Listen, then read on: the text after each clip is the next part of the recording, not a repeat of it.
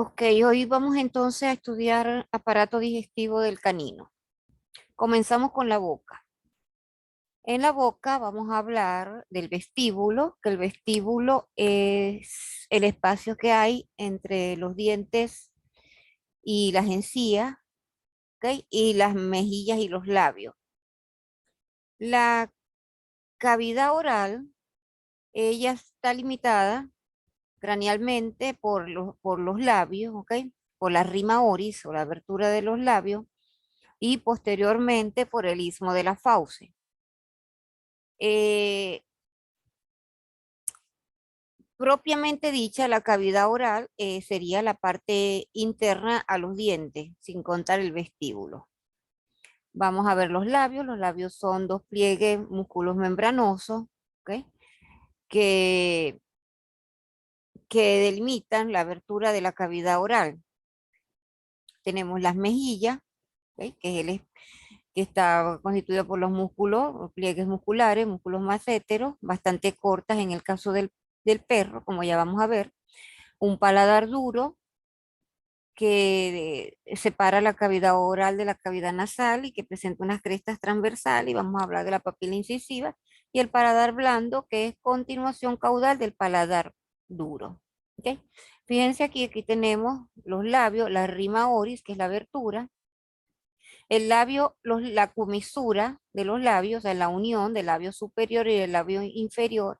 En el caso del canino ocurre tan caudalmente como debajo de la órbita, lo que le permite una mayor amplitud en la apertura de esa boca.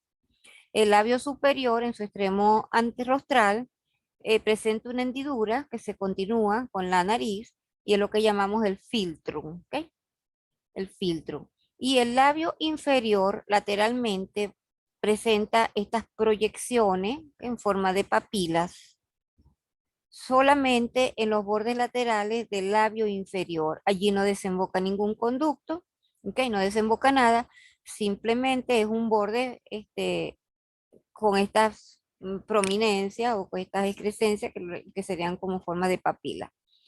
Tanto el labio superior como el inferior se unen a las encías por un frenillo labial, que de aquí internamente, que lo fija la, a las encías. Aquí vemos, fíjense, este espacio que está entre los labios, fíjense que amplia es la abertura de esta cavidad. Aquí tendríamos hacia atrás las mejillas. Este espacio que estaría comprendido entre labios y mejillas y los dientes y las encías es lo que llamamos el vestíbulo de la cavidad oral. Y en ese vestíbulo vamos a ver la desembocadura de algunas glándulas salivales.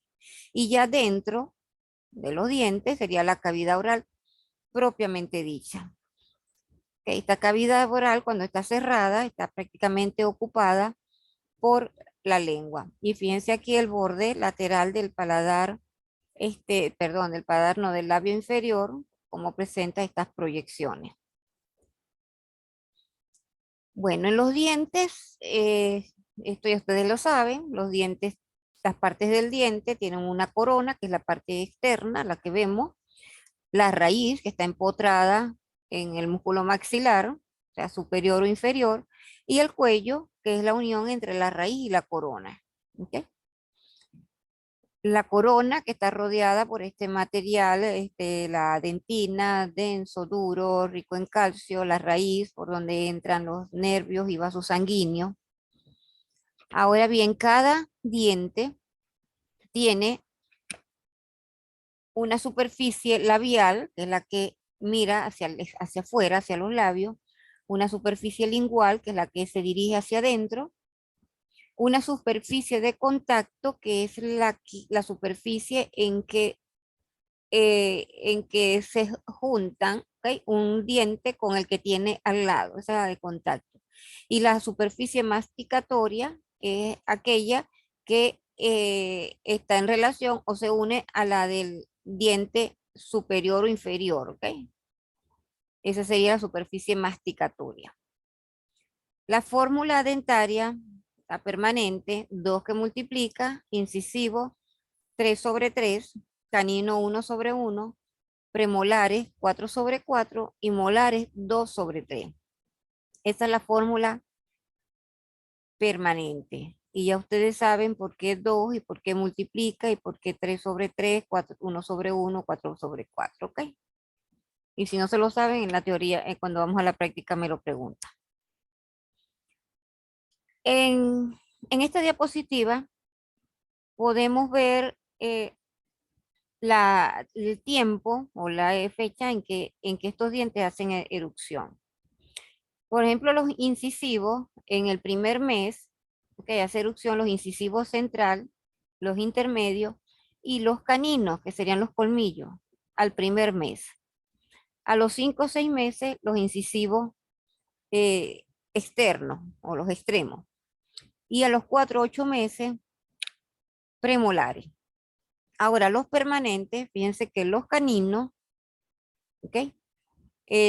A los 5 o 6 meses es que ya ellos hacen ya la erupción de los permanentes. En el primer mes nacen los deciduos y a los 6 meses tienen los permanentes. ¿Ok? Y así podemos ver ya a los 6, 7 meses el perro tiene su dentadura completa. Esto nos permite estimar de alguna manera la edad de los perros, no con tanta exactitud como en el caso de los equinos, pero sí nos da una ayuda para estimar la edad. Ok, en los dientes incisivos vamos a hablar de dos características, que serían la flor de lis y el cíngulo. Creo que no tenemos fotos, pero la flor de lis la vamos a encontrar en la superficie masticatoria y se refiere a que esa superficie masticatoria va a tener tres proyecciones. Esta es una flor de lis, por eso dicen flor de lis, ¿ok?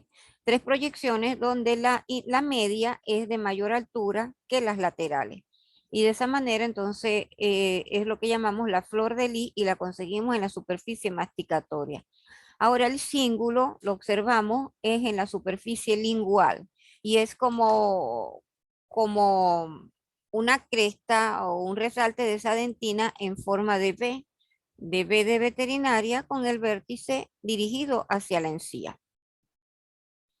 Ya después en la práctica vamos a ver una serie de dientes donde vamos a poder identificar bien estas estructuras que se localizan en los dientes incisivos. Ahora, la muela carnicera o muela sectorial también es muy importante, ¿ok? Y corresponde en el maxilar superior al cuarto premolar e inferiormente al primer molar. ¿Ok? La muela carnicera entonces, cuarto premolar superior, primer molar inferior. En general, todos los dientes de los perros, excepto los caninos, van a tener proyecciones en su superficie masticatoria, que los incisivos están muy bien organizados y forman la flor de lis. En los molares, en general, en los molariformes, esas proyecciones de superficie masticatoria son irregulares. En el caso de la muela carnicera, estas proyecciones son cortantes, ¿ok? Es decir, y tienen mucha fuerza, son unas piezas muy grandes con unas raíces muy profundas de bordes cortantes. Si ustedes se habrán fijado, un perro cuando quiere cortar algo se lo lleva hasta atrás, ¿verdad? Para masticarlo con esta muela carnicera. Ok, aquí vemos los dientes incisivos, vemos los caninos, los premolares. La fórmula dice 4 sobre 4 premolares, 1, 2, 3, 4. Fíjense el cuarto premolar, que es la muela carnicera, el tamaño que tiene y el tamaño de las raíces de esta pieza. Inferiormente tenemos el primero, segundo, tercero, cuarto premolar. Y fíjense que el primer molar es el de mayor tamaño, que sería la muela carnicera. ¿Ok? Tenemos 4 sobre 4 premolares, 2 sobre 3 molares.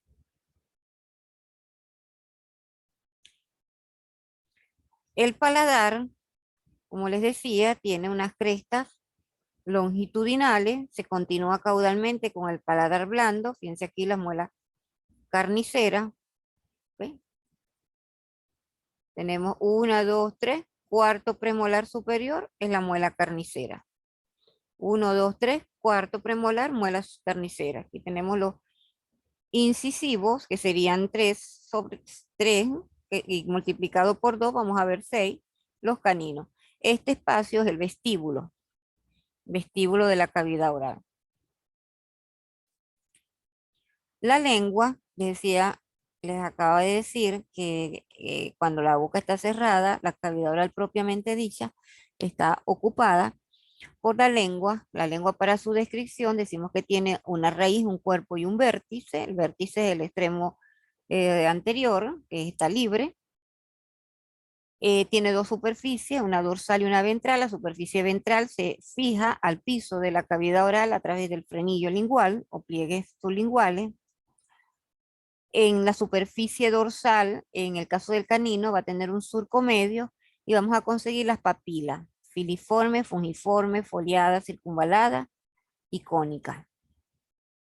Y la lisa es una estructura que vamos a encontrar en la lengua de los carnívoros, que se encuentra en el vértice de la lengua, en el plano medio y ventralmente. La lisa está constituida por un tejido principalmente cartilaginoso en forma de filamento alargado y delgado en la parte media del vértice de la lengua.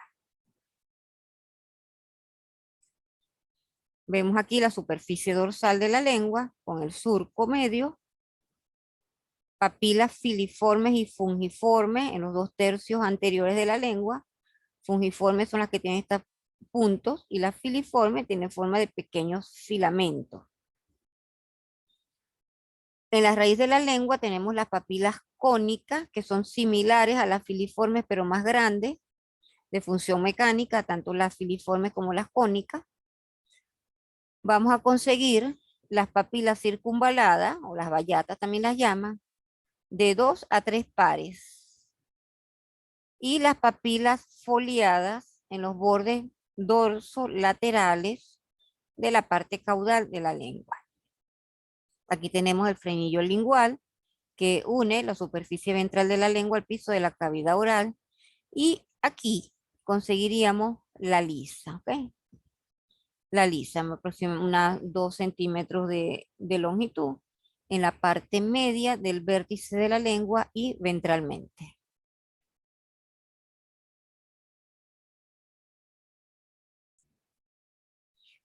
Aquí tenemos otra imagen de una lengua, vemos el surco medio, las papilas filiformes y fungiformes, las cónicas serían estas, las foliadas, perdón, las circunvaladas, tenemos aquí una, y las foliadas en este lado. Aquí vamos a conseguir unos pliegues palatoglosos, ¿ok? Que van de la lengua hacia el paladar blando. No lo vemos bien porque no está el paladar blando, pero a esta altura estarían los pliegues palatoglosos. Y aquí conseguiríamos la lisa. Los músculos de la lengua lo dividimos en intrínseco y extrínseco. Los músculos intrínsecos, los que llamamos los músculos propios de la lengua, son fibras musculares, ¿ok? Que no tienen un origen ni una inserción fuera de la lengua. Son fibras musculares en diferente disposición, oblicuas, longitudinales, transversales, ¿ok? Pero no tienen una inserción ni un origen fuera de la lengua. Esos son los intrínsecos. Ahora, los músculos extrínsecos, hablamos de tres: estilogloso, iogloso y el geniogloso. El geniogloso es este que tiene forma de abanico y que va hacia los bordes mediales de la mandíbula, que es la parte interna. Tenemos el iogloso, que va al vacioide, la parte caudal de la lengua, y el estilogloso con sus tres porciones, que va de la apófisis estiloide, del hioides a la lengua, con sus tres porciones. ¿Ok? Una rostral, una larga y una corta. Vamos a hablar ahora de la faringe. La faringe, eh, externamente podemos ubicarla entre la órbita, ¿ok? La órbita ocular hasta el laxi. Esa faringe va a estar limitada anteriormente por el istmo de las fauces. ¿Ok? ¿Y cuáles los límites del istmo de las fauces? Dorsalmente el paladar blando, ventralmente la raíz de la lengua y lateralmente los pliegues palatoglosos. Esa faringe, que la dividimos en orofaringe y nasofaringe, en la orofaringe lateralmente conseguimos las tónsilas. En el caso del perro, las tónsilas pueden medir 1, 2, 3 centímetros de longitud y ellas están dentro de un seno tonsilar cubiertas por un pliegue tonsilar. Por lo tanto, no la vamos a ver a simple vista porque está cubierta por ese pliegue y dentro de una fosa que llamamos fosa tonsilar. Es alargada. Las tónsilas, ¿ok? O amígdalas. Los músculos de la faringe, ustedes los vieron en bovino, son el estilofaringio, que es el elevador, tegrigofaringio y palatofaringio acortadores, y los tres constrictores, iotiro y cricofaringio.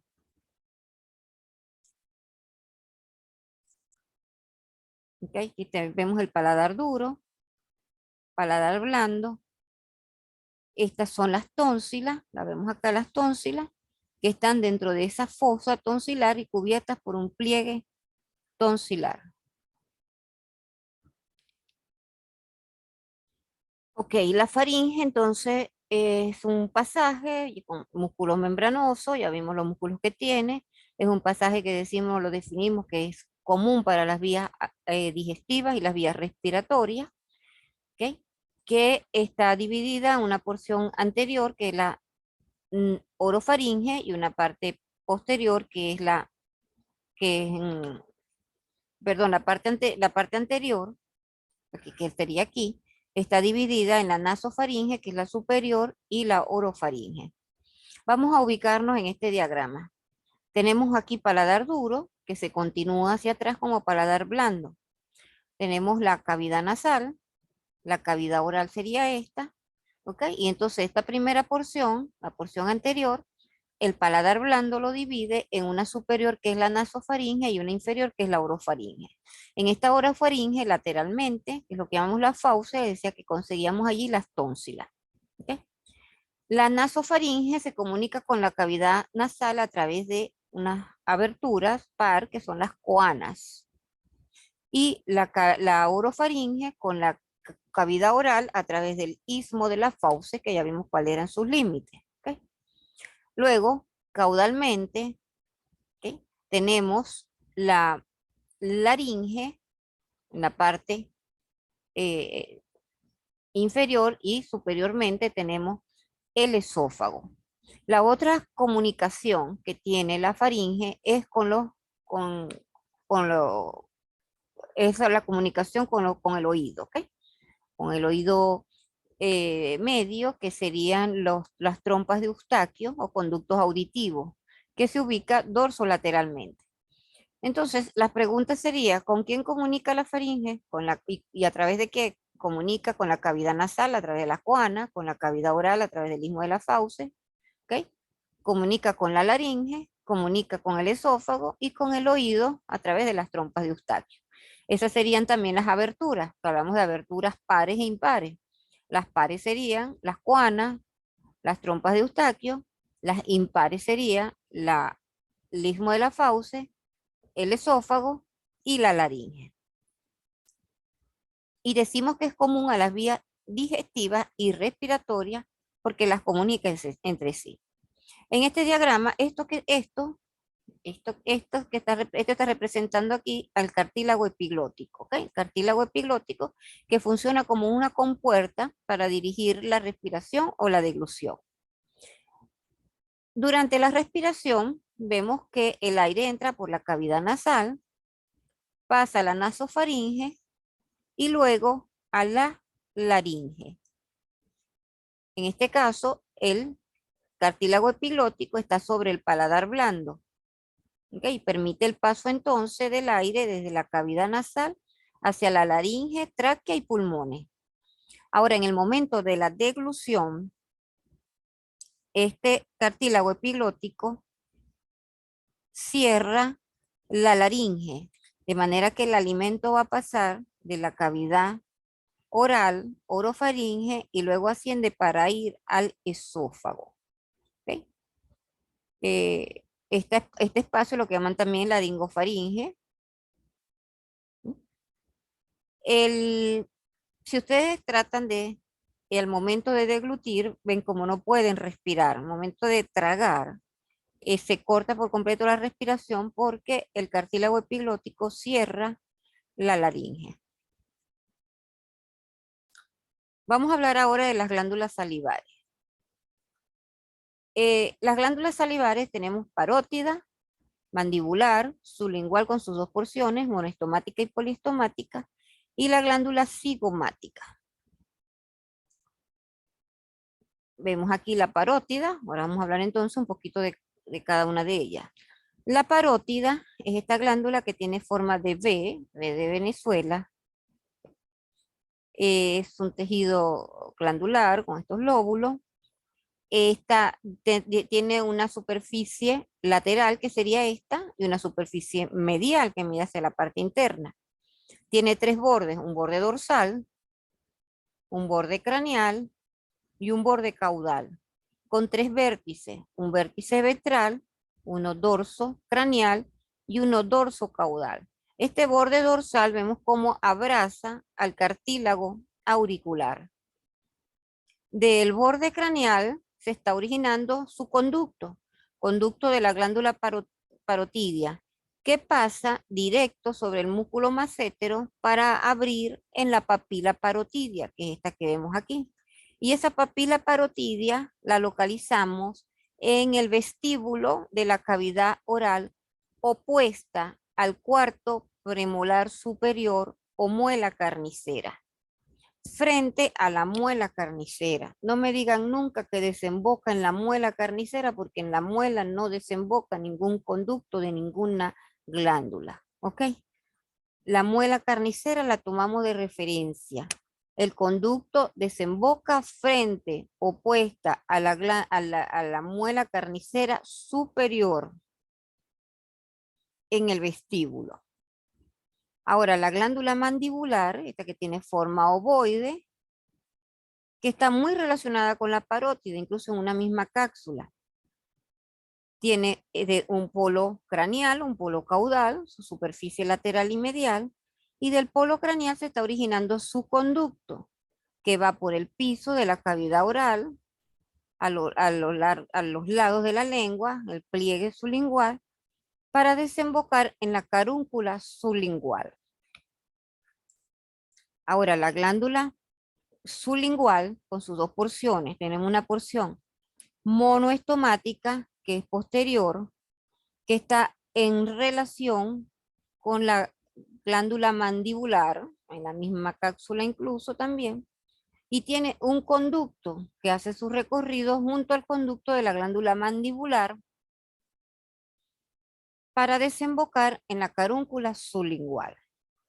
Y la porción poliestomática, ¿okay?, que está diseminada en el piso de la cavidad oral y que desemboca mediante varios conductillos a los lados de la lengua. Tenemos entonces parótida, mandibular, dos porciones de la sublingual. Hablamos de sus conductos, de sus partes, de su desembocadura. Nos faltaría la glándula cigomática. Esa glándula cigomática, pues no la habían visto ustedes en rumiantes, la tienen son los carnívoros. Se dice que es la condensación de las glándulas bucales dorsales. Ella se localiza debajo de la órbita ocular. ¿Okay? La vemos aquí. Por debajo del hueso maxilar. Y vemos el hueso maxilar que se ha seccionado para ver la glándula. Y su conducto tiene dos o tres conductillos que desembocan por detrás de la papila parotidia, también en el vestíbulo de la cavidad oral. Ok, aquí vemos la glándula parótida, su forma de V, abrazando el cartílago auricular. Vemos su conducto que pasa sobre el músculo massétero. Si ustedes recuerdan, en el caso del bovino, este conducto bordea la mandíbula, luego asciende para ir a desembocar. En el caballo hace lo mismo, en el cerdo hace lo mismo, pero en el perro no. En el perro pasa directo sobre el músculo massétero, sin bordear la mandíbula. Ocasionalmente puede conseguirse porciones o partes de glándula a lo largo del conducto, pequeñas porciones glandulares, que se llaman parótidas accesorias, ¿ok? Tenemos aquí la glándula mandibular y vemos aquí la porción monoestomática de la sublingual. Estos son los ganglios linfáticos mandibulares.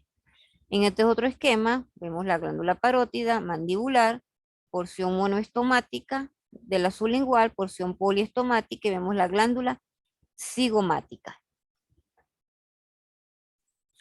Aquí vemos la glándula parótida, la glándula mandibular, el conducto de la glándula parótida.